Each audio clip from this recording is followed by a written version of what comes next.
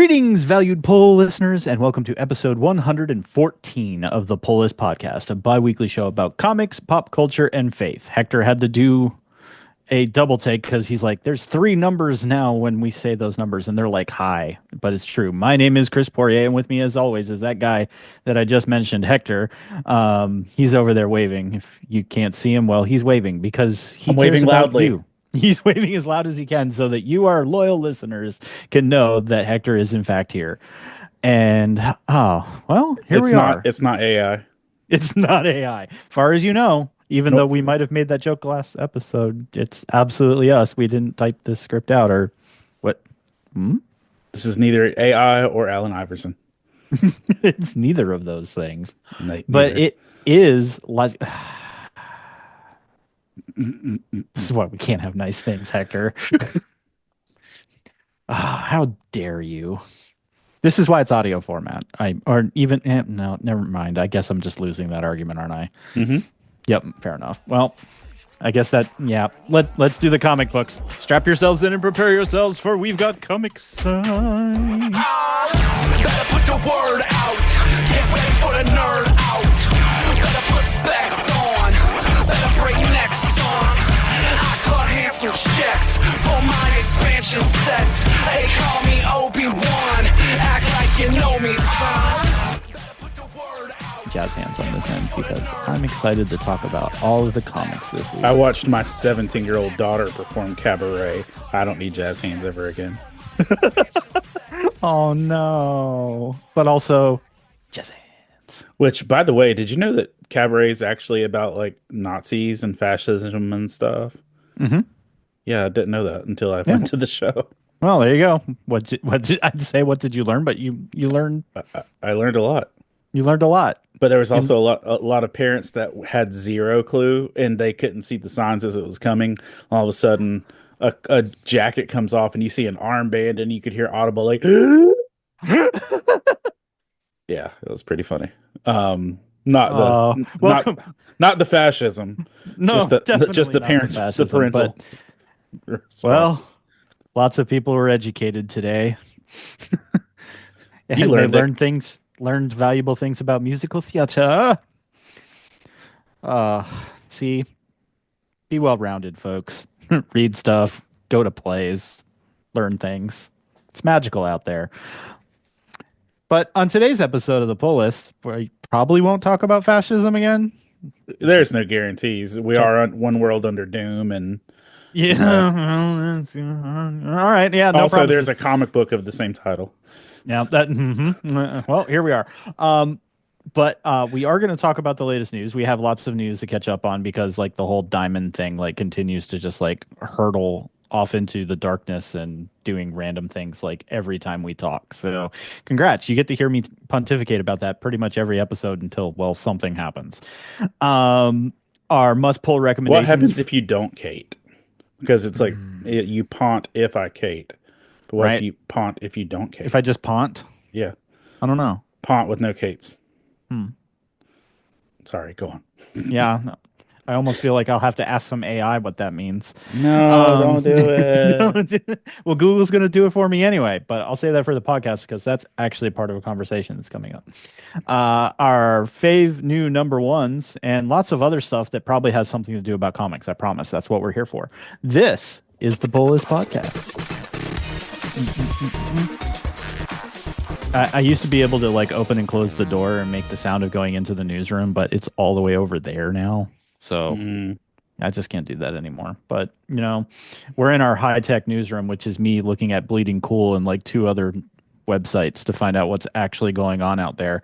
And that will be our final discussion point today is what killed comics journalism. So we'll save that for a little later. But it's an interesting conversation that's kind of floating around right now. And I was like, ooh, I want to partake in this conversation. So I've been having it this week with some folks, and it's interesting. But let's get into some of the stuff that's just semi silly, but also somewhat interesting. And let's talk about the fact that Marvel suddenly realized that they're owned by Disney. And so it's summertime, so that means let's find a way to make as much money as possible by printing lots of random comic books. And Marvel's What If series is going to give you the comic book that none of you absolutely ever thought you needed. But what if Goofy became Spider-Man?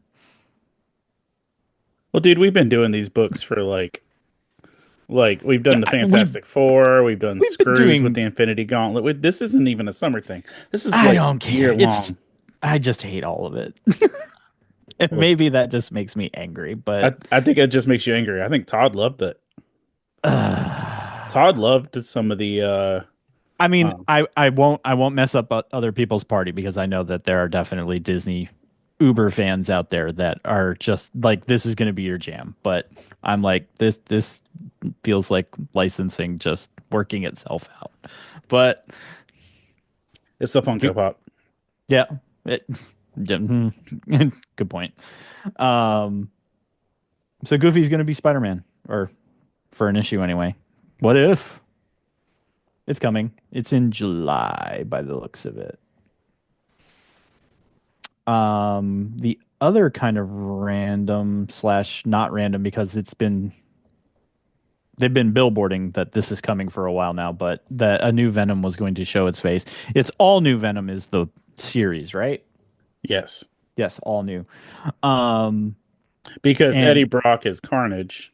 right, right. So we have to have right. We've done some symbiote stuff's been working itself around, right? They've been doing their thing. And do you want to take it? Do you want to tell the people? You brought it to my attention. Yeah, so I'll tell the peoples, and this is by the time you read hear this, it's going to be almost it'll be a full 2 weeks uh out since the news has been announced, and a week since the issue's been published. So you're in fair territory. Um, so it's not quite a spoiler. I'm sure you'll see it somewhere else. But for the last 5 issues going on six, they've been touting a new Venom, and for most of that time, they've been like advertising that it has to be one of four people, which would Mm. be Peter Parker. What's the dude that is the news journalist um, in the Spider-Man world? That's not J. Jonah Jameson. He's also in Daredevil. Um, Uh oh. Yeah, but it's that guy. He was one of them. Okay. Uh, and there was like four people that they were touting between who it could be, but it was absolutely none of those people because it has been revealed today that the new Venom is none other than Mary Jane Watson. Say what? Now, which is even less of a surprise as a comic reader if you played the Spider-Man video game. Because didn't we just see Mary Jane get possessed by a symbiote in the Spider-Man 2 game? Uh, Oh, that's a good point. so this is like, oh yeah, we literally just saw this in better graphics. Thanks. Um, but yeah, that's where it's at. But yeah, so now we have a new Carnage and a new Venom who is Mary Jane, and that will make for some complicated um, relationship stuff if Peter Parker and Mary Jane are together in this story, because then they can have like a whole weird Spider-Man Venom situation that nobody ever asked for, except maybe in the dark web. Um, In the dark web. the dark web, because it's Venom. But yeah, Okay. Well, that happened. Is yeah, yeah, well, here we are. here Here we we are are. again. Yep. Comics doing comic book things. You see, I can't even be angry at comics doing stuff like this nowadays because it's like, no, this is comic books. Like I This is should what we yeah, do. this is what we do. Like which This character is have we not made the thing yet? this is what we've asked for Let's do that. Nope. because heavy is the crown. Welcome to today's running joke that is, yeah, saving Yeah. it for the podcast. Yes. Um, it is all about that crown being heavy, however. That's a banger of a song though. The whole album was actually solid. Absolutely no disagreement there. So go do the thing.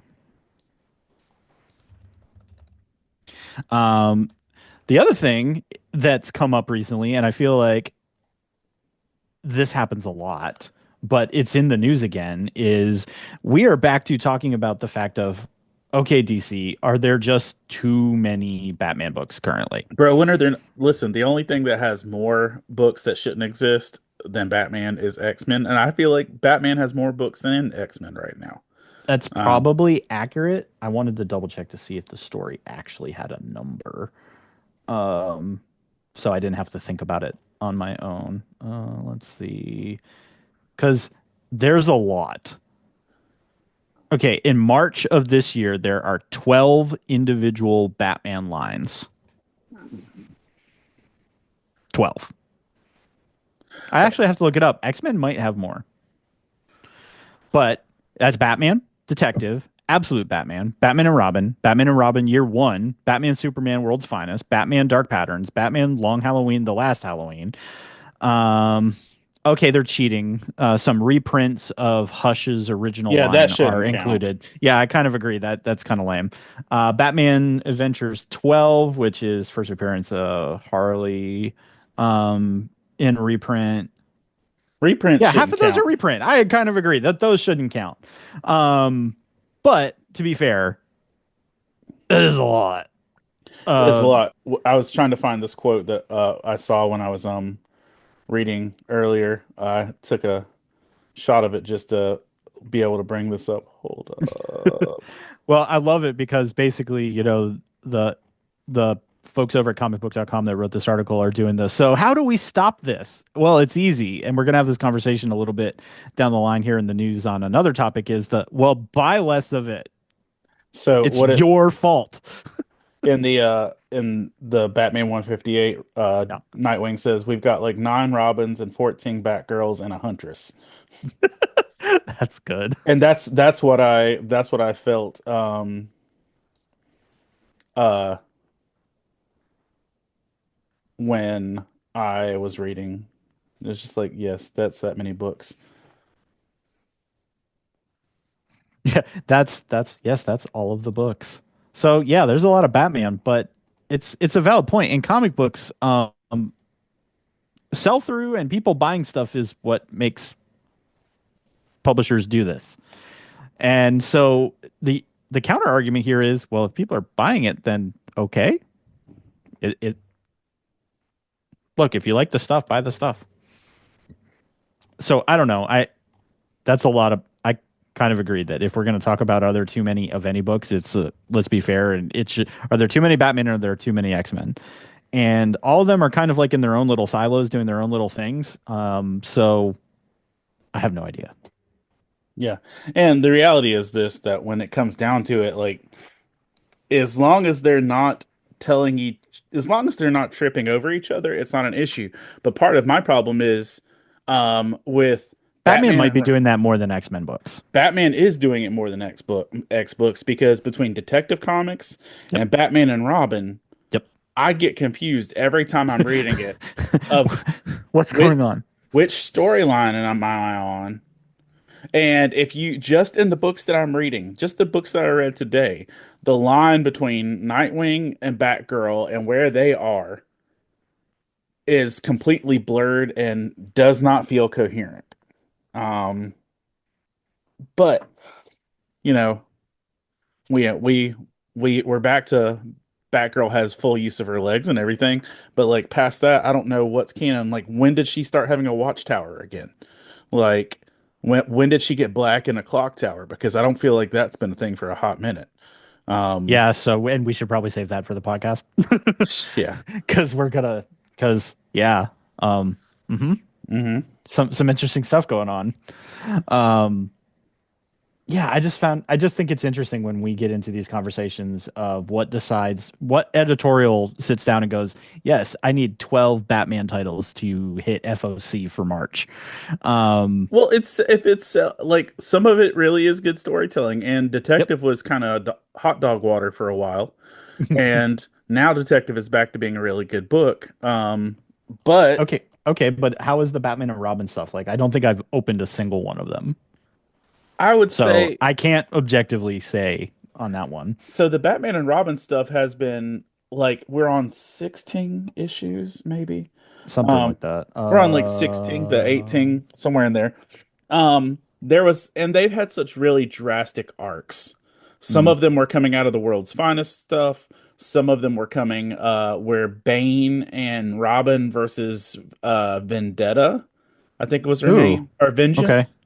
And Bane, I like, yeah, I know who you mean. yeah. What I think her name's, what is her name? It's Bane's daughter, right? Yeah. Either way, I um, forget. Vengeance. No, you're right. it throws me off because that's what they call Batman and the Batman.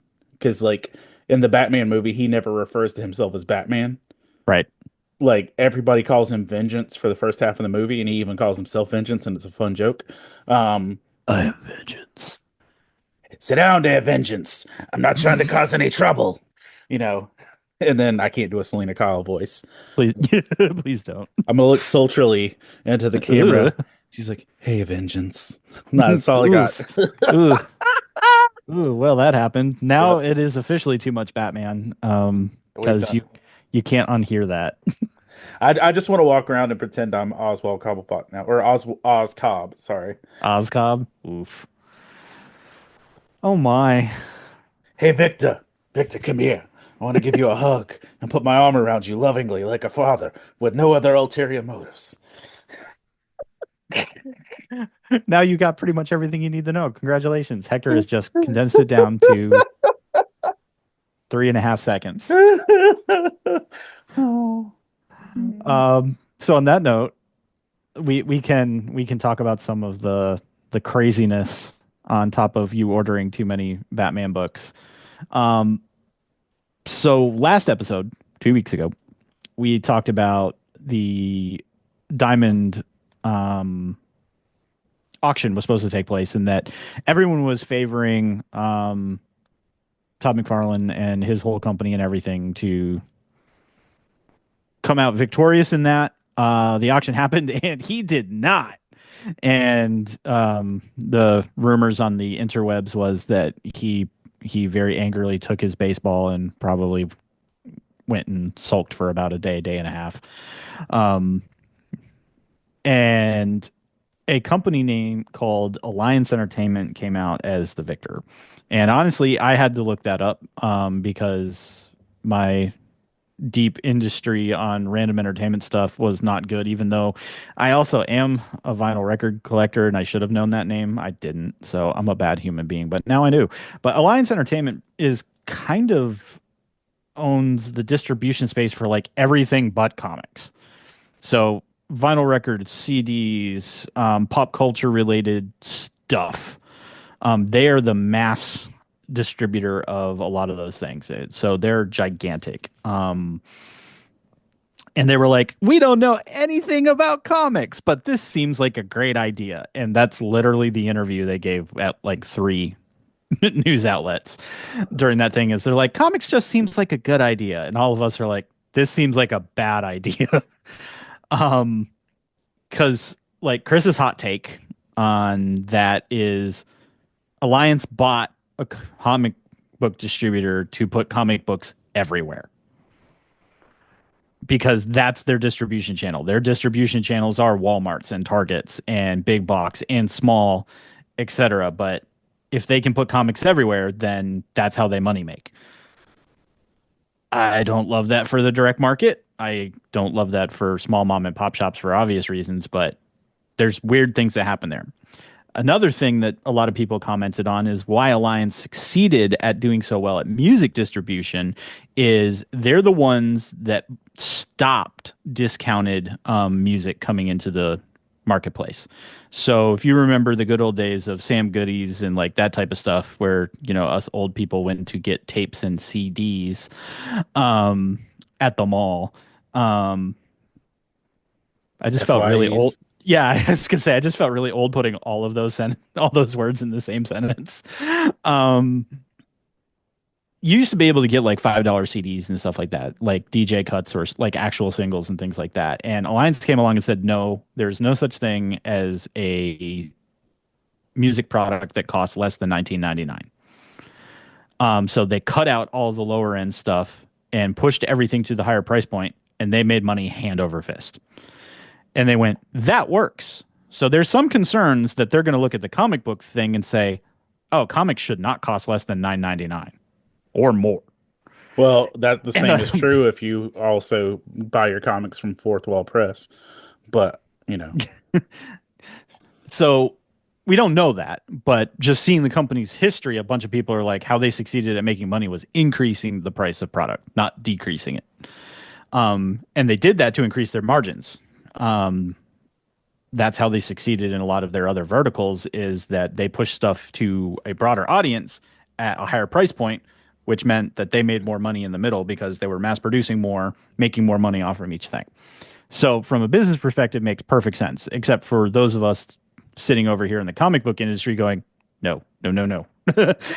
We're having people already choke on $7.99 special issues and $9.99 special issues that come out every now and then, that increasing from that $4.99 ish price point to possibly double that is kind of wild and broken and disappointing. But fear not, because nothing is easy when you try to sell something at auction when they go bankrupt.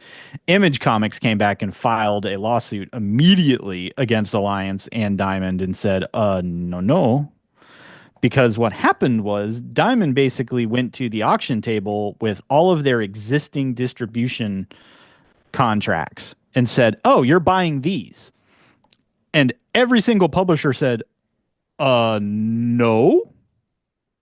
Our business concluded when you cease to exist, at least in the interim, as a functioning business.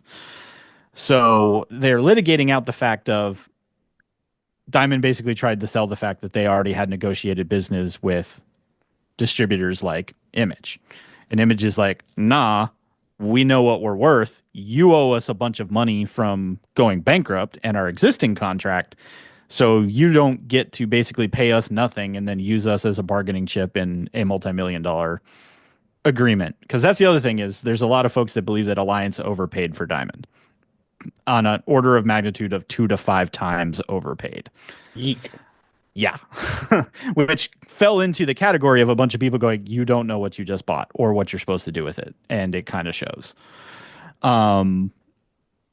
So everything's kind of in limbo now, because I believe, at least, this not lawyer's opinion that has a podcast, Image might be right that their value technically has something. And now the question is, will some of the other companies come back in and go, now they're right, and say the same thing?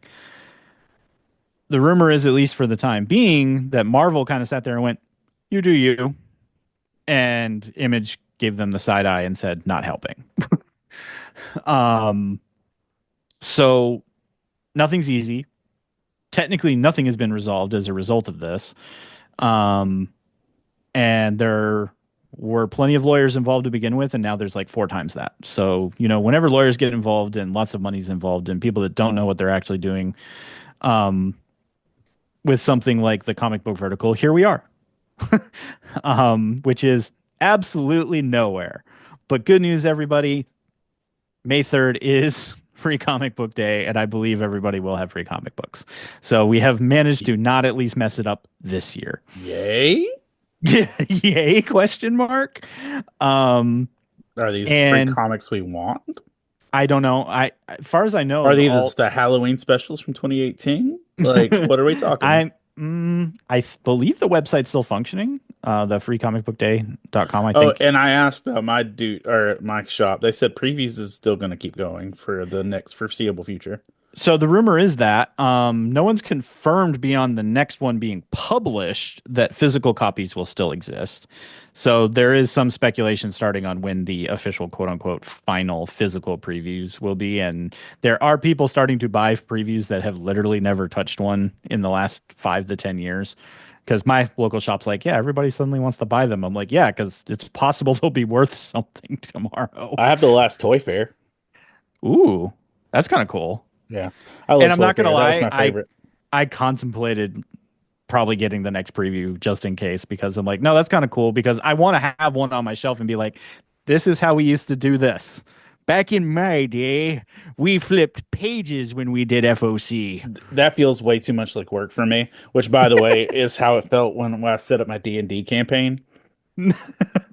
Uh In D&D Beyond, oh no, just or like just in general. in general, Oh. like doing the 2.5 hours of paperwork with our people Yeah.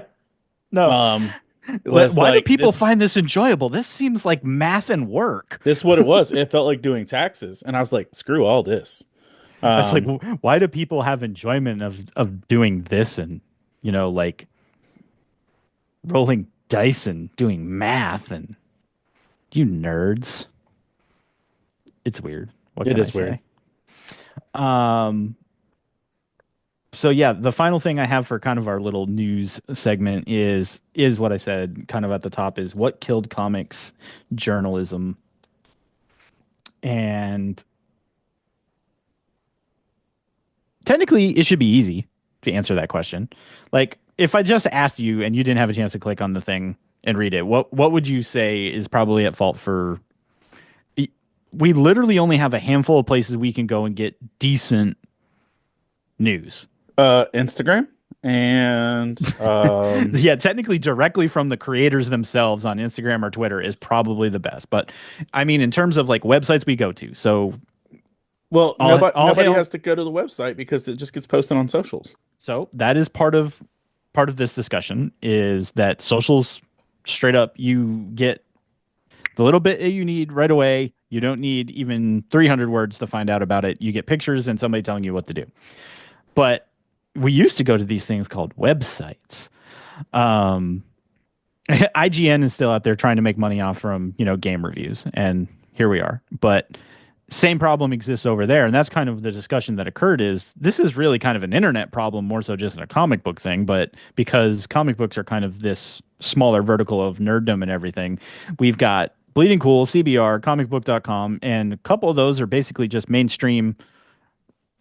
Somebody finds that tweet, turns it into 300 words, and they put it on the internet. And it's terrible. It's garbage. And well, you want to know what's really killing comics journalism is Mm. this.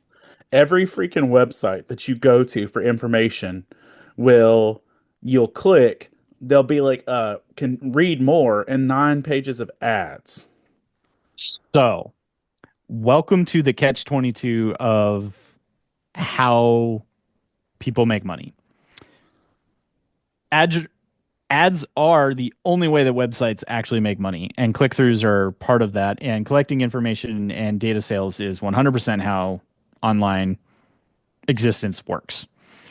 And I butchered all that. And some of you are going to write me about that. That's fine. But the truth is, ad revenue is what drives most digital content. Um, And so, yes, most of us are like, ew.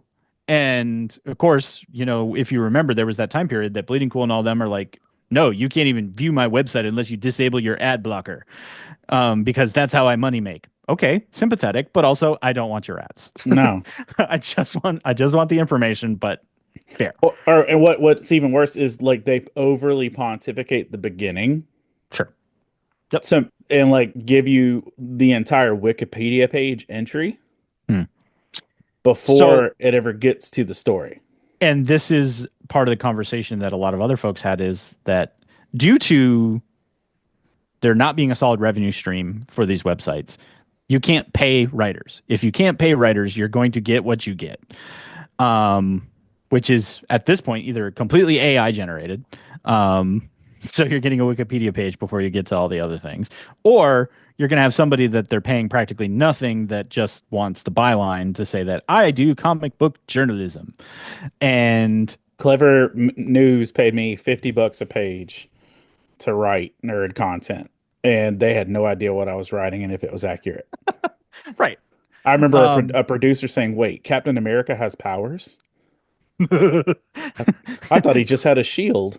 I'm like, hold on. literally, I have this email saved of the That's great. producer for this network saying Captain America is just a dude in a suit with a shield. Cool I go, story, bro. I go on. um, so the way we fix this is kind of like we were talking about with Batman is the only way you can make ad revenue is by having ads and by people actually engaging said content. And frankly, I hate all of that. um, it makes me actually wonder more so of would all of this get better if there was also just better advertising? Because it feels so invasive, or it feels like that's a thing that I absolutely have zero interest in. So why in a million years would I click on it, even though supposedly you paid for this to be placed here because of me as a targeted audience? But I feel like the targeted audience stuff is getting so weird because even with Facebook, when you float through it, I was like, none of it, I don't know. This is Ready Player One, bro. What is it? The Yeah. one thing where it's like we can now advertise on up to 83% of viewers' screen. Right. Yeah, it's just journalism stops being journalism when it has to rely on the fact that you're paying for the content. Mm. Then it becomes content creation. Then it becomes capitalism. Journalism is giving information for the sake of giving information. If it's Hmm. if the fact that you aren't journaling to tell the story, you're not a journalist, you're a writer that's just That, getting paid. that's fair. But I also know a lot of folks that came from the news side of things, and same thing, they'd tell you that even in print journalism, if you're not selling um, classifieds, like you don't have journalism because no one could afford to do it for nothing. That's the thing. So, Selling classifieds is one thing because mm, that's all put in one page. You don't have to read through the classifieds to get to anything else in the book or the magazine mm, or the newspaper. You can give somebody an option, say, hey, here's a link to our advertisers and sponsors. You can put one ad per page. But if you literally are freaking playing oh, Frogger through ads to get to a story, that's not that journalism. that's an interesting point.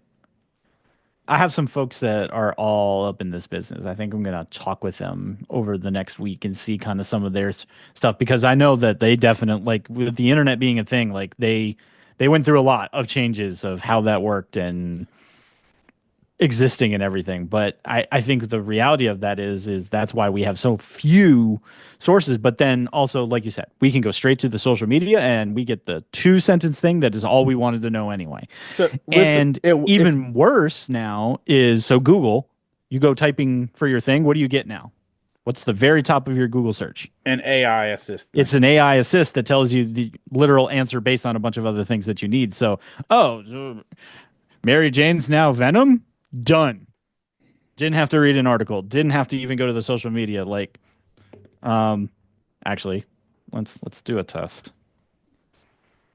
Who is the new Venom? Let's see. Oh, I actually didn't get an AI for that one. That said, it is right. But it's weird that I didn't get a thing. But anyway, it's just interesting to look at kind of what that space has become and everything because I've thought the same thing of I would just like a place that actually picks apart some of the things. And there are websites, and we try to share more of them. Like ICV2 has always been about the data, scans of comic books, what's actually going on in the industry. So, like a lot of industry nerds like me, that's why I try to pull stuff from them because they are long form articles on the data of the industry, what's actually taking place on the business side, and all that. And there are other folks that are now doing long form discussions and everything. And I might try well, to have it. I've got one friend who does not subscribe to Substacks for content creation, but Mm, subscribes to Substacks for news. yep. And a lot of my friends have said, like, frankly, like, talking open here, like I have some friends that say we should be doing that because that people would find value in like not a Patreon, like Substack, because it is that vertical. And I'm trying to get more intelligent on all those things because it's at least an interesting thought process of that environment has created a place where people can now buy the content that they want and not just content but it can be news, it can be something that they find specific interest in, and those people that they trust or feel have what they want that it's become basically an a la carte system versus what website has all the things that I need and love and all that good stuff. I And spend about 3 hours on Thursday throughout the day scrolling through news sites for my news podcast on Friday mornings. Mhm. And I hate how commercially drivel most of the news Yep. content is. Um, I just listen, tell us your sponsor. Tell us who you're advertising for. Throw it in there like it's a podcast thing. Yep. But don't make it where the content is 70% ad, 10% news, and then the rest is just more links to your other stuff. To the things. Grr. Well, welcome to the Love Thy Nerd Podcast Network and Hector and a series of additional Where we don't shows. get paid for our news. So we are our own sponsors. I So spent $1,116 on comic book last year just to talk to y'all about it. I ain't get paid. I ain't get paid. I ain't got advertising. Not a dollar. Not a dollar. Dollar. I'll send you $1, Hector, but just one, which means the stamp might cost more than the dollar I send you at some point. For real. For real. This I still know I paid less for comics than Todd did though. So I think we both might have, and that's kind of impressive. But oh goodness. Anyway, that's what you need to know. That's our biweekly look at the did they industry. though? I mean, you probably learned something, and like a lot of good knowledge, you were forced to learn it as opposed to being just taking that in by choice. So congratulations. Welcome to the club. But as always, you can join in the conversation with Hector and I and all of your nerdy friends over on the Love Thy Nerd Discord. Kind of a sponsor or who we work for? I don't know. Love Thy Nerd. Overlords. Shh, Matt's listening. Um, uh, So come hang out with us. Tell us what you liked, what you hated, probably what we missed. We do miss a lot of things because I get distracted by industry stuff because I find that stuff fascinating. And I'm trying to bring more of that in because you can find out all the who's who now and that kind of stuff. I like to tell you how our industry continues to bring us what if Goofy became Spider-Man. Um, because that's how comics work. So let's talk about comics. Yay, I, comic I mean, books. I know we haven't been talking about comics up till now, but Yay, comic books. hey, kids, comics. Comics. You know, Howard Chaykin did literally an entire series called that. Yeah, I know. Oh, I miss seeing Howard at shows. He's my favorite person. Hmm. All right, we doing this thing? Let's do the thing. Uh, honorable mentions. Ooh, you had honorable mentions I this have week. two. Ooh. And before y'all come at me for the heavy DC content, this one was real close, okay? Uh X-Men 11 is uh I feel like it's disjointed, but when the parts of it that do work, they work really well. Mm. Um but part of the struggle of the book is uh Rogue and her team trying to train their new group of teenagers that they're parenting and raising without coddling them. So like Rogue says hurt them and like Gambit like blows a kid up just Ooh. so just so they don't like get coddled. Right. And Nightcrawler has to cry. He's like, it's okay to cry. I cry all the time. Just like um but Bruh. But then the bad guys call in Rogue's X-Men team because Chuck is going nuts in the prison that he's in and they can't stop him. Um, so Professor X is going absolutely rogue to go rescue his daughter in space, which might be a thing. That checks out. But he's like just mollywopping all the mutants because apparently he's got a tumor on his the base of his brain, but the tumor itself is mutating. So that's the thing. Honorable Okay. mention. All right. That was a fun read. It was interesting. So It just that felt nostalgic. happened. That happened. Now, on a that happened note, Detective Comics. You read this? No, I because of most of what you've been saying, I'm like, I'm good. And I People feel need to that. usually tell me I need to read an arc of detective for me to go back and do it. Okay. So there's been an arc where there has been a mysterious assassin red-haired girl who's Okay. picking off teenagers. An arc where a vivacious businesswoman has convinced Bruce Wayne, the billionaire playboy, to take a drug that enhances his body and reverses the aging process via the venom stuff, but it doesn't make him stronger, it just makes him younger. Okay. So that's been Okay. happening. And the fact that Bruce Wayne would even agree to this, I find super copious and just like Questionable at best. at best, bro. At best. We already went through the Venom arc with Denny O'Neil. You telling me he don't remember that? Anyway, um, We already been here, thank we've you. been here. And this is also part of the thing that's causing Robin to want to spiral out this and what's going on in Batman and Robin. But then there's also this weird tie back to Thomas and Martha because we keep giving Thomas and Martha backstories they don't need. Remember when Bruce had a brother randomly, like a few years Mm, ago with mm, Thomas mhm. Jr. or whatever who's in the Court of Owls? That didn't need to happen. But here we are. Here we are. So I'm gonna tell you this, and this is why I'm even mentioning this. It's not a pull. Um, it might be pulling my leg. Oh, Hey, um, they introduced the fact that Joe Chill was only alive oh no. because Thomas saved him in a previous accident.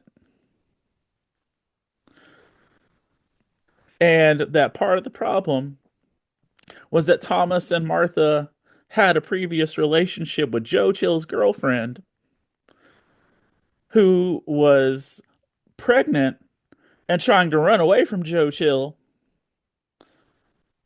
because he was abusive and dangerous and a criminal and going to get them killed.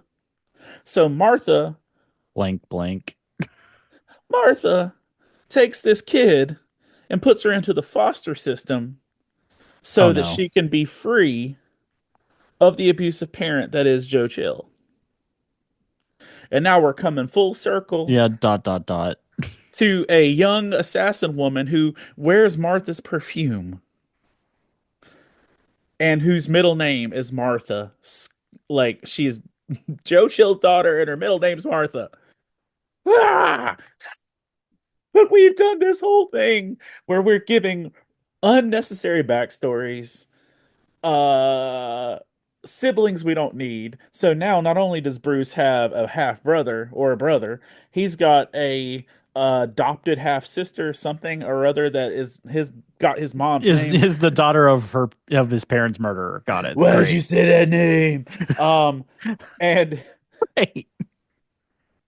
Oh and all no. this stuff is happening, and like Joe Chill's literally not even in jail or anything. He's sitting in an apartment and he pulls a gun on Batman when he walks in the door. I'm like, why? Why are we here? What's happening right We now? in the past 2 years, 3 years, we've given Bruce a brother, Nightwing a sister. Now that he's got an adopted awkward side cousin, it doesn't need to be a thing. Did I enjoy reading it? Yes, What? but the logic doesn't logic. All Oh, right, the comic books went hard with that one. okay. Um, so here we go. Here's the actual pull. You feel better? A little bit. Okay. Uh, shake it out. Yep, you'll be all right. The question all along the Watchtower number five. This book has been spotty in terms of like overall quality. Mm. Visuals have were really good in this one. Um, Ew. Yeah, yeah, that's good. yeah, visuals were good. The story feels like it's gotten back to a solid place, but basically the Eradicator, remember the Eradicator? Like Right. Cyborg Superman, whatever. Right. Eradicator is trying to kill all the superheroes at once on the Watchtower. Um, Okay. that's the subplot. And he's taken over mental control of the majority of the superheroes, and it's down to the question to save the day. Because she's been put there to analyze what's suspectly been going on the Watchtower, which also directly ties into Justice League Unlimited. These books are copacetic. Um, But this boils down to um the Question versus Batwoman, which gives us a whole 52 reunion vibe situation. So there is strong 52 things. But here's why this is in my pulls. We get OG Question versus Renee Montoya Question. Oh, okay. And and she literally says, "Oh, hey, other question?" Dot But dot dot. but there's a moment where the mask comes off. She says, "Hey, Charlie," which we haven't seen since 52. And this issue on its own gave me all the 52 vibes. I'm a guy who listens to the audio version of 52, which is like literally 48 discs of CD content. But I literally loved the story of Renee and OG Question. And when she took off her mask and called him Charlie, it won. This was worth the whole shooting match. So now by the end of the story, you've got Renee, the Question, Batgirl or Batwoman, sorry, and Get your Bat family right. I'm sorry, and a dog that has phantom zone poisoning. It's literally That's just a good. it's just a That's good. dog that Yeah. has like some phantom zone ties or something. But you've got the four of them versus the entire Justice League Watchtower. And but honestly, hearing her just call him Charlie and them having that 52 reunion, chef's kiss. Go on, tell me a story. Tell me about the books you're reading. Oh well, my story's not going to be very interesting. Oh no. Because I got I don't want to call it a throwaway, but it's kind of a throwaway. Um, because I'm not super invested in what's going on, but Zatanna just continues to be fun. It's pretty. It's crazy. It I did enjoy the one issue I have read so far. it's it's kind of all over the place, but I think it's designed to be. It almost feels like it's going to be kind of. It's not really. You can't really call it like an anthology because there is kind of her bouncing around, following tarot card stuff and everything in the back end of their theater. They did the whole thing in the first issue where it like connected to all the kind of crazy stuff that's going on. Well, that's continuing. Um, and they've now connected to the Oblivion Bar, which is kind of like the connection to a lot of the other magical stuff that's going on. And they're going to interface with a bunch of different characters and all that good stuff. And like I said, I'm not super invested here, except that this is popcorn, but it's good popcorn because usually you don't get tons of really good stuff out of Zatanna lately. I feel like they jog her out when they were like, "Oh yeah, look, strong female character that isn't Wonder Woman," um, and that's unfair because there's a lot of lore and depth here, and I feel like they're kind of getting back to that, but in a very fun kind of way. So this is worth it just for the visuals and for the. It's an off the wall journey. Like this is not going to be linear straight line stuff, but it's fun, it makes sense, and it's coherent, and I'm here for that kind of party. Because Tana can be a really fun corner of the DC universe when it's done well, and so far it seems to be being done well. So I'm all about that. See, I told you that one's gonna be easy. Yeah, that was easy. Now the rest of these, I've got some semi-intelligent things to say. I don't know if I've got a lot of smoke with the rest of mine, but we'll see. Um, Are you sure? no. Mm, Um, so Batman 158. The Return of happened. Hush. It happened, and I'll say this. Um, I'm I left assured that it was being handled well. Yes. Um, Hush is literally my favorite Batman book. It's the book that got me reading comics again. It's the book that gave us Jason Todd back. It's the book that introduced a character that has been poorly used for the last 22 years. Um, like Hush has barely been done well, even at its best. Mm-hmm. Since then, most people just don't know what to do with him. Yep. Um, And this book made me be like, oh, I am genuinely concerned again. Like, y'all are The doing vibe is way up there. the vibe is very intense. The vibe is way up there. And if part of the mystery was trying to figure out who Hush was in the first book, the I think part of the intensity is this is even though you know it's Thomas Elliot, Yep. you don't know who this man is Yep. because what you see him doing and how he's doing it and what's going on is absolutely bonkers. Um, I Yeah, I was kind of taken aback by how hard that story went that quickly. Yeah, it takes a rough, hard turn. They get really brutal with the Joker. Um, hmm uh, And at first I was like, "Oh no," but then I'm okay with it. I'm good with where we're at. yeah, yeah. Um, and honestly, dude, uh, I didn't necessarily love the Nightwing Barbara interactions in it, but I don't Yeah. hate it. But that's the thing that goes back to the disjointedness hmm because I'm reading Nightwing and Barbara in other books. This made me feel like we were back in New 52. Yeah, this felt very New 52ish, which to be fair, Jeff Not a hasn't. bad thing. Not a bad thing, but Jeff also hasn't been around since before New 52. Right. So, I think that was a big thing for me was styling and everything. I was like, this is like the good part of New 52 for me. And I was like, okay, yeah, let's see how this feels like, we could go anywhere. But listen, we haven't seen a Joker like this Joker mm, since Hush, not for real. right. But we've had like 53 different versions of Jokers, but none of them have been this one. Yep. Um, but I'll say this book gave one line that I feel like will go down forever in my memory. This book, like there's a line in Identity Crisis number 7. hmm Batman says, "I know who I am. I know why I'm doing this. I could quit anytime, but today won't be that today day, and tomorrow won't be either." I've known that line since 2003. hmm I haven't forgot that. There's a line where Jason Todd says, "When you're shot out of a cannon, the only thing you're responsible to do is land."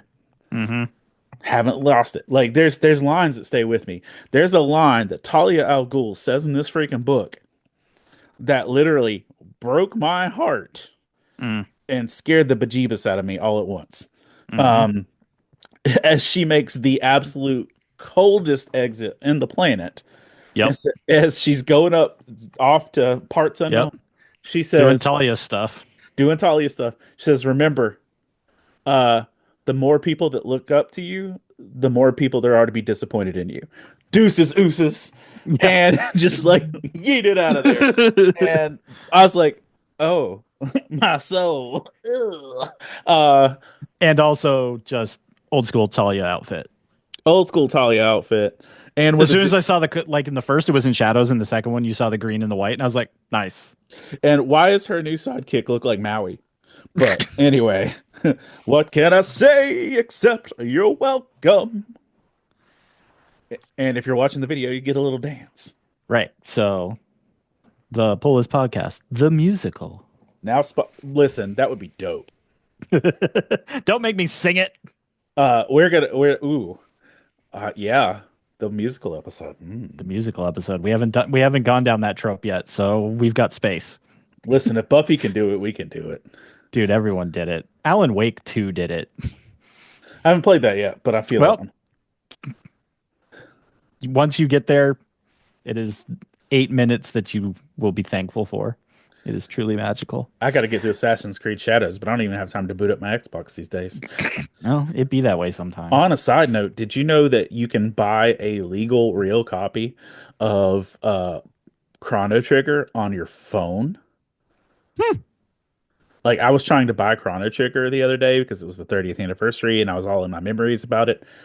You can buy the actual game for $2.99 in your app store and play it with thumb joysticks, and they've actually included all the anime cutscenes. Dope. You're 290 welcome $2.99 Chrono Trigger. God bless you and your family. and your family. My brother in Christ. My brother in Christ. Let's keep talking about Batman. No. Go Too ahead. bad. My name's on the byline too. I can choose what I want, and I choose Batman: The Long Hall. Listen, I'm the sidekick on this one, Yeah, Chief. whatever. Chief. Look at the past like 3 months. Whose face is on the photos every time? It's yours. They're I like, "Oh, Chris is back. We got to wear this out." let's put Chris's face on. I don't need more facial You don't need recognition. more. Thanks. Yeah, that's fine. I'm good. Um, Batman: The Long Halloween, the last Halloween, number 6. Last week I was mostly in, oh, the art's really It's cool. pretty. Yeah. This week I'm in the story's back. Um, Harvey Dent nonsense. His wife trying to kick his butt. I thought that was awesome. She's like, Harvey's in there. That's what this picture is. And I was like, that's kind of fun. That's great. Um, Amanda Waller shows up as a random detective. That was a thing. Okay. And Batman throws away a line of because um, Gordon's like, "Oh, you know the wall," and Batman's like, "We've met." It's like, okay, dope. But Holiday Killer nonsense. Are you not reading or have you given up? I'm just behind. Uh Okay. Um. just for the hmm, lovely information of our dear listeners, I live almost an hour from my comic book shop, yeah. and I work two full-time jobs and do this nonsense on top of it. And I have not been to the city that my comics are The big city. in over a month. That's fair. I've had people literally like I today I purchased my comic books over the phone and somebody in my D&D party picked them up and will Hey, that's what a good party does. bring them to the D&D, but that still means I'm behind. So I bought Yeah. some I'm gonna cheat. Some of the books that I'm reviewing today are Hmm. in my bag, but I didn't want to make it to go get them, so I bought them on Kindle just so I could talk to y'all about them. God bless you and your family. That's good. Um, Great. Well, I'm going to ruin this book for you. Um, Fair enough. because I can't help myself. But he gets into it with Mr. Freeze, and that's awesome. Check that out. And like Gordon's back there, like shotgunning stuff and cool things. But Freeze takes a 22 to the dome piece, but Batman gets out his super doopy bat epoxy and like plugs it, and he's like, "Not today, Victor. Um, I'm gonna save you." And he does that. And he looks up and he's like, "Wait, where's my boy?" Um, Robin was in this fight, like doing Robin stuff in the background, and he's like, "Hold on, where's that?" And Robin chases him out into an alley, and there's a single 22 shot.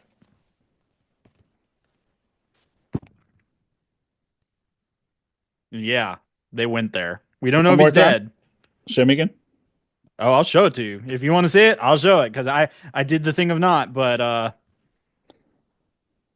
Oh, he's fine. right. Right. Oh, he fine. Oh, nah, he's okay. But also going back, I really loved the nod that they did in 158 with Hush's return of Joker chasing Batman with the crowbar Hmm. was not lost on me. Yeah. Um, that was a golf clap. But yeah, so Long Halloween just last Halloween like got real again, and we still don't know who the shooter is because we keep chasing the random person and hear the gunshot go off and like a new person goes down. So Let me ask you, when's the last time you read Dark Victory? it's been a hot minute. Do you remember it well? Not really. See me either. I feel like I need to read Dark Victory again before, like, because I get this is a sequel to Long Halloween, Hmm. but Robin doesn't come into the picture until Dark Victory. And there's a whole storyline with Sophia Gigante. She's the main person in Dark Victory. So Sophia Falcone is the main person in it. So I need to go back and reread it. But whatever. And that's probably important because they do make because they're looking. I think they're looking for her is part of where we're at in Right. this So I story as I well feel like to really appreciate this book, I need to go back and read Dark Victory. because they finally introduce Poison Ivy. And yeah, so that's the last thing is they have the brother and they're looking for Louisa. So that's kind of where that ends up is Robin done got gatted, and Ivy and Cat are like, hey, we're looking for your sister. Let's do this thing. So so far so good. I think I'm back to the I think this is going to end well, but we shall see. Yeah, you got six to go, so we'll see. No. Or six or seven to go. All right, up next, Tadao, Absolute Batman number six. Um, this is the first time it's been back on my pull list as my recommendation since maybe two. Uh, and most of them have kind of been mediocrity-ish Mhm. since the midway point. This one actually gives us a lot of solid stuff. Um, I definitely care more about these characters as we've developed this. Um, and we get the classic Dark Knight Returns style image. Check that out. Yeah. But like the big like there's also a scene which I saw on Instagram before I ever made it to the real world. There's a scene of look at this. A little kid tries to stab Batman. He's a villain kid. He tries to stab him. And he's like, "Don't hurt me, I'm just a kid." And then look, Batman literally rears back and punts It punts him. him. Punts him, not even just punts him, he punts him into the ocean. Nice.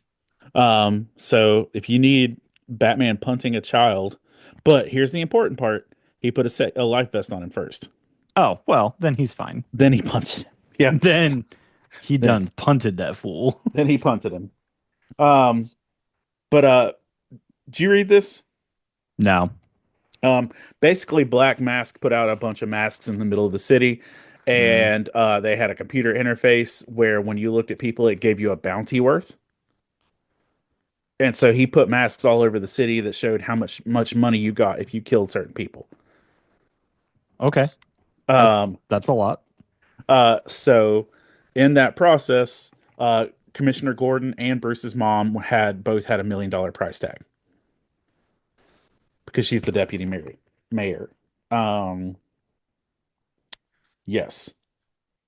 You also see maybe the most brutal thing I've seen in this book, and I'm gonna flip this around for you. And warning: squeamish viewers should look away.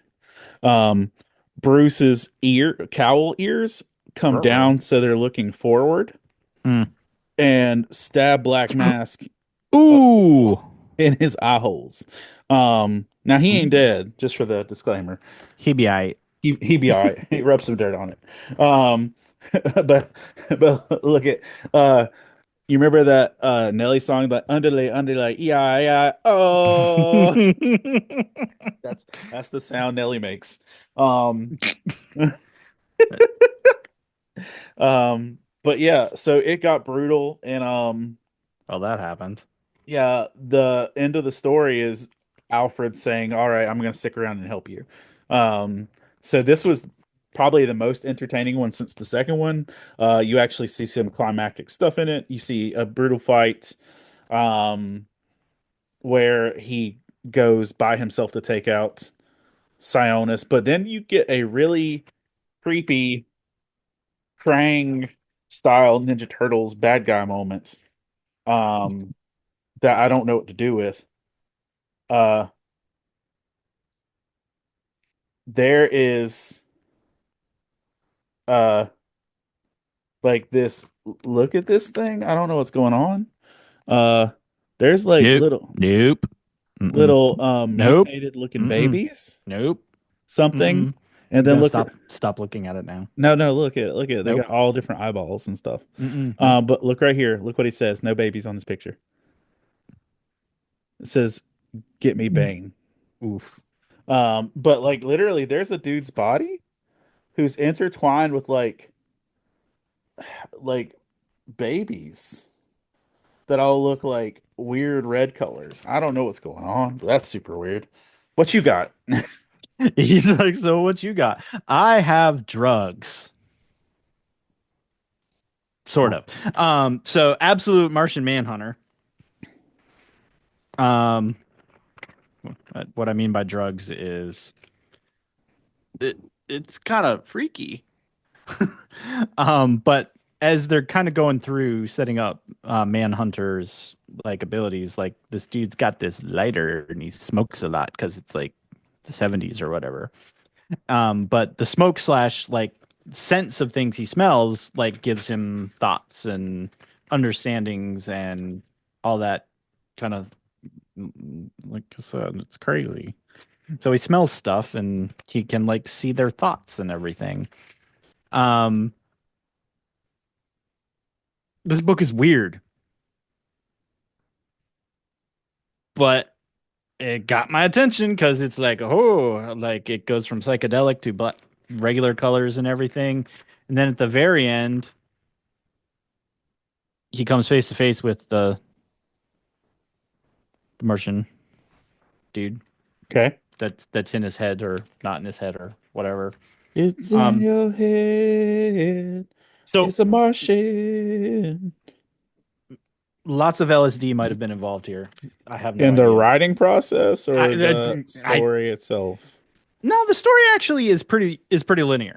Okay. It's mostly the visualization of his abilities. Um, so I'm here for it. It's weird. It's weird in a good way. So I'm good for weird in a good way type stuff. Um, so yeah. What's your last regular one? Yeah, regular. I have to find. Yeah, that's my last one. Okay. Un momento. I'm just trying to fix my camera real quick. He's just being difficult, but it's okay. If you're listening to us on the podcast, you I look whatever. I look glorious, so nothing's going wrong. Um, Everything's fine. everything's fine, nothing is broken. Um, no, it's the wire that connects my camera is being el funky. Well, that's why we can't have nice things. They gave me a nice thing, but apparently it didn't last real long. Womp womp. Womp womp. Womp womp. See if that helps at all. But anyways, um, yeah. So oh, there we go. In high definition. Um, my last book. What was my last book? Oh yeah. My last book for the main set of pulls is Suicide Squad number sorry, Secret Six number two. There you go. Yeah, they're totally not interchangeable. And my stupid camera went out again. Plug in there, buddy. Don't give up on me now. So if y'all are trying to watch this, I'm sorry I'm not there visually or pretty. All right. I'm sure Matt will do something funny. He'll put like a little You teen. just There we go again. He'll put like a Teen Girl Squad looking like sketch of me in these spots please have, do. and have me doing like various poses like I'm be a quarterback when I grow up. Wow. Well, do you remember Little Brother from Homestar Runner? Hmm. He's not Teen Girl Squad, but he's kind of on those levels. I love Little Brother. He's like, I got this dog, I got this little one-legged dog named Little Brother. He's got the heart of a champion. I'm gonna be a quarterback when I grow up. Um, come on, Elgato face cam. Work with me here. Daw. Oh, the life of professionals, folks. We're gonna get it. If I have to come back blurry, I apologize. Oh man. My name's Blurry Face, and I care what you think.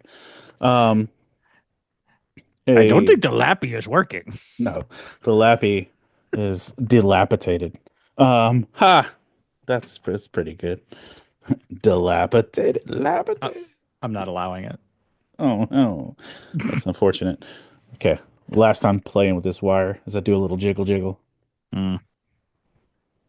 see if it can come back. Come back, Allie. Come back, Allie, sister. Hey yo, did it work? I think. Hold on. Oh, hold on. Oh, HD. Am I? So Oh, the system is it's down. down. Don't. Okay, wait, no, maybe. Come on, bro. It won't stay on. Just do Nah. the thing. Do Yeah, the thing, Julie. I'm gonna get a new wire. Sorry, guys. Um, think the camera works fine, but my oh, I'm in high definition again. Anyway, Secret Finish the Six. podcast. We gotta Yeah, finish hurry, now. hurry, hurry! While you can see my pores, hurry. Um, Secret Six number two picks right up where the first one left off, and I said it because it left off on this cliffhanger was the only reason I was down to watch this or Mm. continued reading. Where Catman is dead on the floor and Floyd Lawton is standing over him, and they're at the House of Secrets. Dude, I literally do think this is the House of Secrets from Sandman Mm. because throughout the course of this book, Deadshot and Catman continue to kill each other and pop right back up. Like Cat Okay. Deadshot is having a conversation and Catman buries a butcher's knife in the back of his skull. Mm. And he just pops back up and then Deadshot kills him and all these things. But there's still this is literally still an aftermath book to that whole shenanigans of Amanda Waller and that island and the whole thing that led to absolute power. Um, but it's good. It's a good But it story. doesn't suck. It doesn't suck, and there's enough conflict. Now, somewhere in here, I'm supposed to be deeply wounded by the fact that Superboy's boyfriend's mom got killed. But I didn't read any of that, and I don't It's care. like, meh. I didn't read that. I don't know his mama. I don't care that she dead. If listeners, if y'all mama die, I'll be sad. I ain't sad about Jonathan's boyfriend's mama dead. No, no, no, no. None of that there. Um, Dang, bro. yeah, she can be dead. I don't care. Um, Dang. dang, you stay dead, Jonathan's boyfriend's mama. Um, but there's all this stuff that's happening. Black Alice gets to do some stuff, but this is pretty Hmm. much you get Catman and Deadshot killing each other on a repetitive basis, and I'm here for that. Yeah, I mean, Like that is in my crawl space of entertainment. Um, this doesn't feel like Secret Six yet. This feels like six people fighting, but it ain't a secret. Um, and somehow Waller returned. So that's somehow the wall. returned.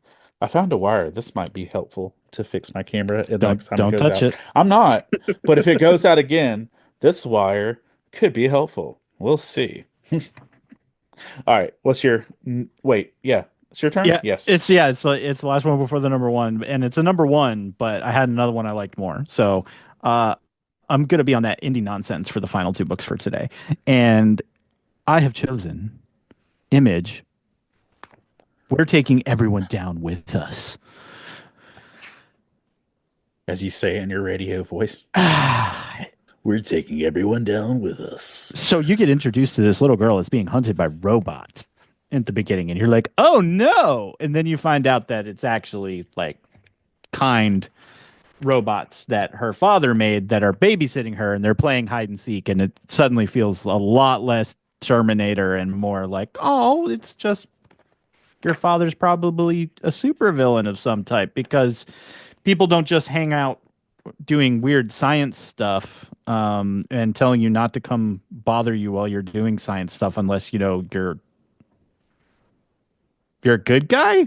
I don't know, but you find out that he's got a bunch of fishermen locked up in his basement, That's and not good. yeah, so he probably is a bad guy, and he's got a villain suit and a villain name.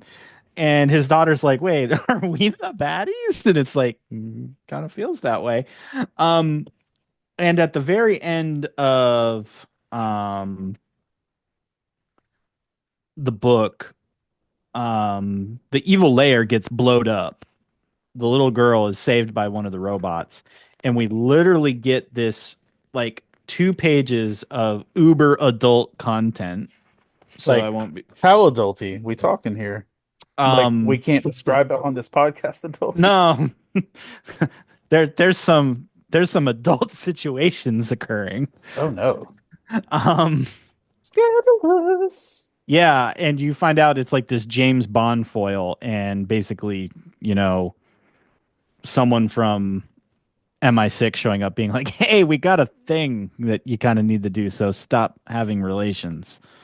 Um, and he's like, "Cool. um, I may have had a little bit too much to drink. And then the girl's like, and we did some heroin and some other hard drugs. And he's like, I may have done a copious amount of hard drugs and drank a little bit. And the spy's like, cool, we got a shot for that. Get your stuff. And that's the end of the first book. Like, no joke. So I have no idea where this is going, except that there's an evil guy that has a daughter. Um, he's got a bunch of innocent people locked up in his basement. Some stuff blew up, and there's some really annoying James Bond foil. Like, I'm not even gonna say like he's Archer because he's not funny. He's just a bad James Bond so far. Um, and all we know is that he works for some organization called Veil. Don't know what that Okay. means. Don't know what that means.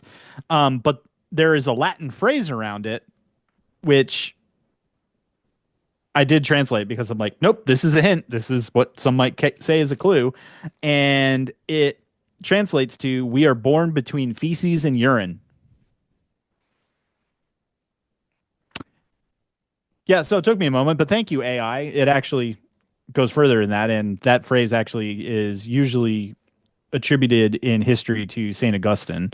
Um, and he was basically talking about the physical space between the reality of birth and the realities of the human condition and the presence of evil. So it's actually kind of like you're like, wait, what? So it there's like some deep meaning here, but also it's kind of crass, and that's kind of the point, I guess. So I don't know, but that's a great image number one because good art. There's a story, I can follow it, and you have done enough for me to go. Yep, I'm going to have to pay money for the second issue to find out what the heck is going on. And if you haven't figured it out, Chris will tell you to read those comics every time. And Image is like, yes, keep buying the comics. What can I say? Okay. I Um, want to find out what that all means. That's where I'm at. so on that note, the Aristotle quotes in Hush 2, the first one, were Mm, banging. yep. Those were better Aristotle quotes than all of the entire Hush series. Um, I'll do say just the quotes he said in this one issue were better Aristotle. But there's one quote he put out there that when I Googled it did not match Aristotle. Mm, And I could not find that quote attributed to anyone. So there might be a quote that's not Aristotle that's actually clues to being something else. yep. That's Because yeah. Things like that are typically not a mistake. so if it's not Aristotle, then I can't find it belonging to anyone else. So that might just be Thomas waxing poetically. Mm-hmm. Um so yeah. My number one is Daredevil. Cold Day in Hell, number one. And this takes place, I'm going to put 30 years from now, Okay. ish. And Old here's what old man Daredevil. Old Man Daredevil. It is 100% Old Man Daredevil. Got it. Um, Fisk is dead and in the grave. And his grave reads Wilson Grant Fisk, husband, father, king. Hmm. Um, Either way. Um, but this is Matt Murdock in his 60s, working as a priest in a soup kitchen, feeding the homeless. That's his life. He has lost his powers, and he's just straight up an old blind man. Mm.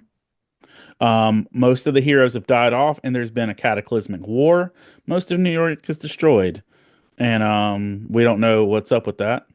There's some broken down bridge that says "Never Surrender." Um, but either way, Matt tries to feed some homeless people, and they push him down a flight of stairs, and he almost dies Dang. because he is an old man. He tries to do a daredevil flip, and it doesn't go well. Hmm.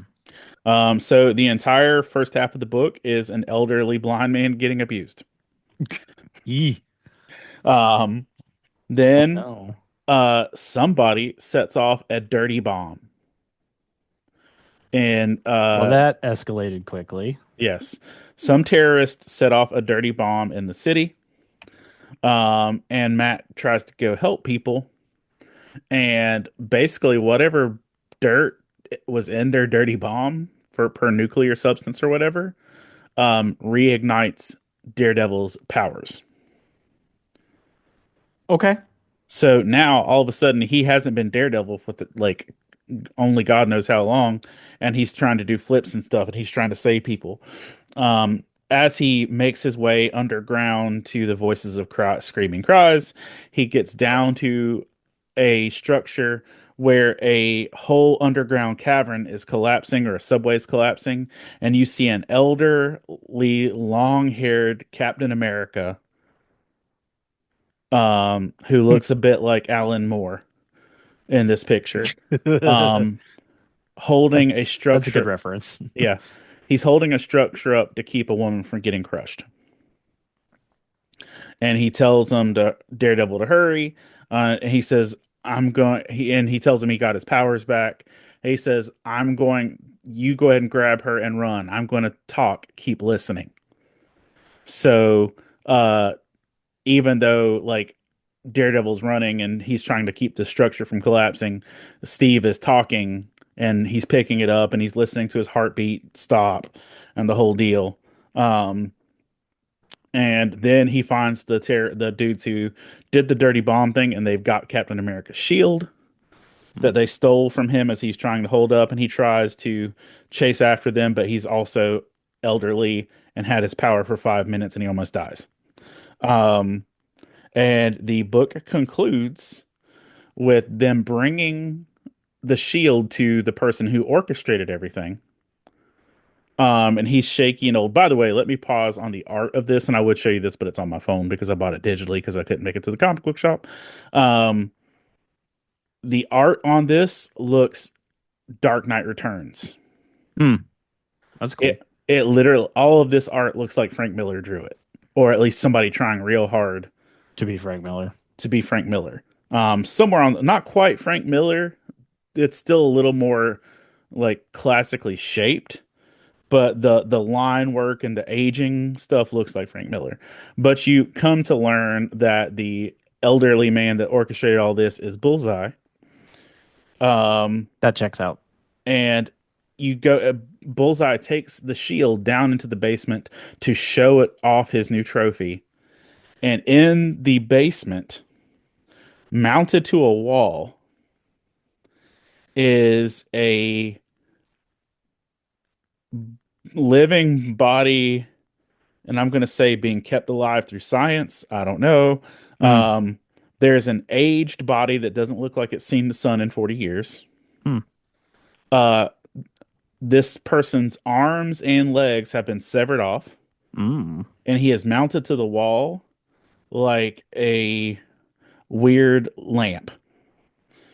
Um, and come to find out that it's Punisher. Oops. And Bullseye has a dismembered Punisher mounted to the wall for his fun and enjoyment. And Like one does. like one does. Um, but the book ends with Daredevil putting the suit on and going to try and track down because now he can smell the people that set the bomb off and he's going to find them. This felt like a good Daredevil book. Um, in terms of the trope of let's age our heroes because we've run out of things to do with them at their current state, it Right. wasn't bad. Um, it was gross in terms of what was Frank looked like. Um, but past that, it wasn't bad. Past, yeah, past a Punisher lamp. Past everybody looking real gross and like they haven't eaten a sandwich ever. Um, everybody's skinny. There are no fat people in this apocalypse. Um, which I guess would track. But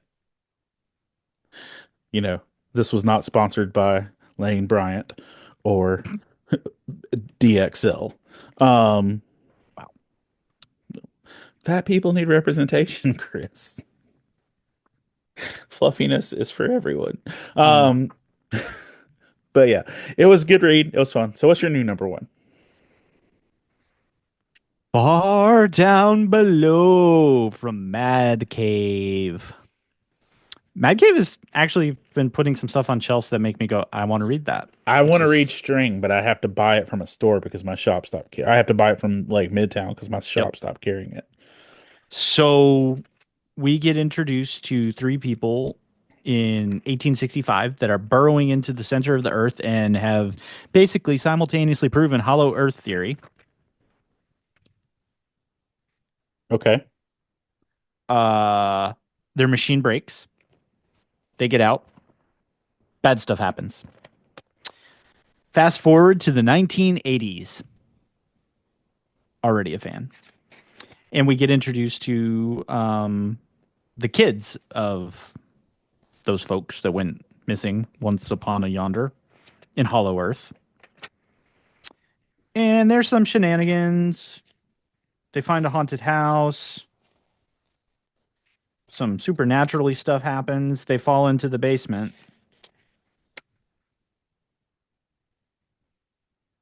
And they are not alone. You know what I miss? I miss when Steeple and the one comic book about the rock band that would possess houses that were haunted by ghosts were coming out every week. That Hmm. was a good time. But Yep. carry on. Um, that's the setup. That's the book. Um, art is good. Something about Hollow Earth is coming, so I'm in. Homesick Pilots. Yep. This was good books, but this, I, I have no idea what we're doing. You think this might be a good book? I think so. Hollow Earth Theory is a great way to keep my attention at least for a millisecond because that means there might be kaiju. I'm ready for Cole to come back because that was my favorite Hollow Earth book so far. Hmm. So no idea, but you said Hollow Earth Theory. Okay, I'm here.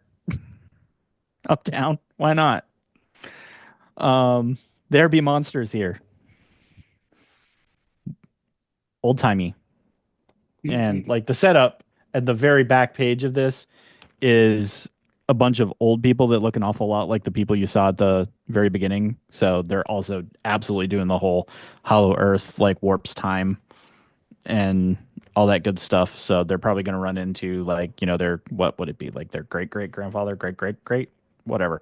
They're the people that got lost in the Hollow Earth from before in the tunnels below where, Godzilla hangs out. Or maybe not Godzilla because, this book does not say that anywhere on it, and Godzilla is owned by all those other comic books we talked about last time. But he does not have the market cornered on Hollow Earth this time, This time, for now. maybe. The next book is going to be Teenage Mutant Ninja Turtles and Godzilla meet whoever these kids are. So that's our show. Uh, um, that's going to do it for us here at the Polis Podcast. Episode 114 is now completed, and Hector's camera worked most of it. At Um, least 64% of the time. at least some of it, and the video will be worth watching because we have no idea what Matt's going to put in that place, and it's going to be hilarious. So stay tuned for No that. pressure, Matt, at Yeah, all. Matt, make it good. Make it good for all the people. Um, so yeah, you can check that out on YouTube. So don't miss that. But no, as I've stated a few times today, we don't do this alone. We are part of the Love Thy Nerd podcast network. We have since the very, very beginnings. So be sure to visit lovethynerd.com for more info, previous episodes, and maybe find yourself a new show or routine. They keep adding new, cool, nerdy stuff over there. Lots of role playing stuff, nerdy news, Bible devotions, You can role lots. play that you are nerdy if you're not nerdy. But then Right. by role playing that you become nerdy. Wahaha. Roll for nerd? Yes. Roll for a nerd initiative. Nerd initiative. Nerd By the way, initiative. have you heard about I'm gonna say the name wrong. Mm, But here it's we like go. Clash of or a tower like Tower of Titans or something like that of the new D&D show. No. Okay, the dude Brennan that's in all the D&D stuff Mm, is hosting a show where he's leading a D&D campaign with professional wrestlers. brilliant. And I love everyone on there, and I'm so looking forward to it because the first season, I guess, is a young lady named Chelsea Green, uh, Bailey, who's a wrestler, and then the dudes who are in the New Day. Um, and they've got an episode. They'll be releasing content on a regular basis, and I'm super pumped about this. So So there you go. Check that stuff out. Um, so yeah, Hector and I do in fact want to thank each and every single one of you, each and every one, for choosing except us. that one person, and you know who Except you for that are. one guy that's not giving us 5 stars. Like, no, you should just turn it off right now. Like my camera, and I'll slap You're my right. HDMI port and watch it go away. Uh, Thanks for hanging out with us. Thanks for choosing us as your primary comic book knowledge factory on a near weekly basis. So don't leave us hanging. Just as we said, you got to rate, review the show, 5 stars only. That's just how it works. We don't set the rules, but that's how the internet works. Give us top marks because we're delightful. You can find us on iTunes, Spotify, Stitcher Radio, probably just about any place podcasts are sold, except that we're free. But you can find us out there. So rate, review the show. Don't leave us hanging. Thanks for listening. And remember, kids, read more Read more comics. comics. Ooh, we did it. It was in the sinks. Ew, we did it. We could do like that one pastor that held his congregation hostage recently. Like, you can't turn this podcast won't stop until we get $40,000. That dude got charged with 1,500 counts of kidnapping. I mean, Jinkies. But then I okay, sorry, this doesn't need to be in the podcast. We gotta stop now. I'm gonna take all 7 continents as a game of risk.